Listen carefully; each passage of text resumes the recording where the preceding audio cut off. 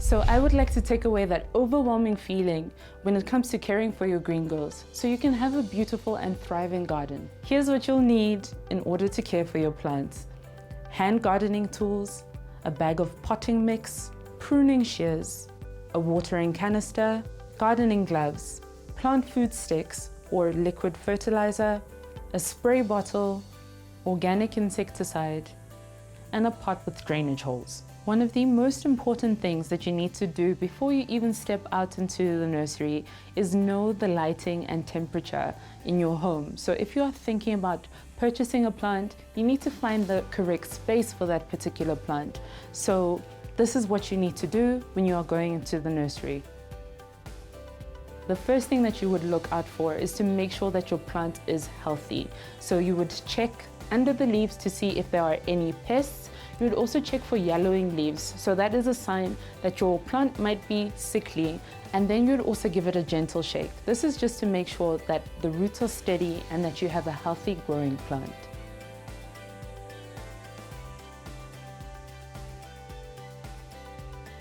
One of the most important parts of caring for your plants is picking the correct planter. Using a planter with a reservoir is great for hanging plants, but if you are a beginner plant parent, I would recommend that you get a planter with a drainage hole so that you don't overwater your green girls.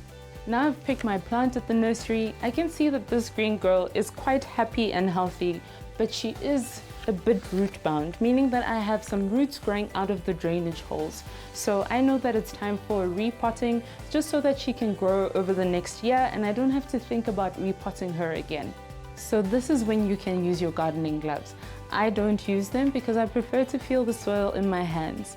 So what I'm going to be doing now is that I'm going to be taking this beautiful philodendron and I'm going to be repotting her. So what you would need is a bucket so that you can take the old soil out of here and you need to place it in there.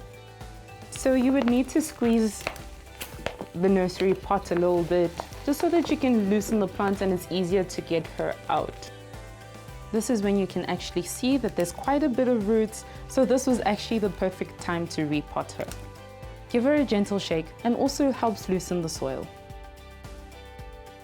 Take some of your soil, put it at the bottom of the planter, place her on top of that soil, continue to cover the roots and pat down that soil quite gently. Now I'm done repotting this beautiful green girl and I need to water her. This will help settle the soil and also help her settle into a new home. So I'm going to be using the plant food sticks instead of the liquid fertilizer. I love this because it's slow releasing, so you aren't over fertilizing or under fertilizing. And I'm going to be using 2 sticks to place them into the soil, and it will slow release and help your plant grow over the next couple of months.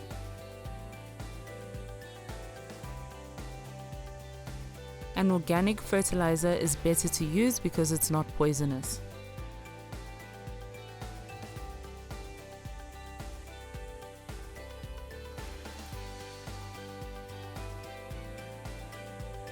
I use 2 sticks for my plant, but if you're unsure about how many you should use, just check the back of the packaging for instructions. This green girl is actually quite happy, so she doesn't have any pests because I checked before I took her home from the nursery. But in order for her to remain this way, I prefer to use an organic insecticide. I found that it makes it easier because I can use it on my plants and I can also use it on my herbs as well. But if that's not what you want to do, go for a ready-to-use insecticide like this. It's perfect for your indoor plants, but I would not recommend that you use it on any of your edible greens. To keep those pesky pests away, I'm going to be spraying my plant with organic insecticide, and I'm going to be showing you how I mix this. So I'm going to take about a liter of water. This is in my spray bottle. And I'm going to use about 15 mils of this to a liter of water.